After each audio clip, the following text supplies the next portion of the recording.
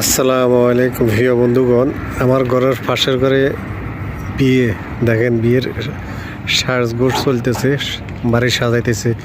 আরব গালফের সব বাড়ি এইভাবে সাজায়, দেখছেন এইভাবে। এর চেয়ে ভালো সাজানো এরকমের, ঠিক এরকম জিলিক বাতি টাতি লাগাইব এরকম, দেখছেন এই সাজাইছে, দেখছেন এই জিলিক বাতি এইভাবে। এর লোকগুলো আছে, এগুলো সাজাইতেছে,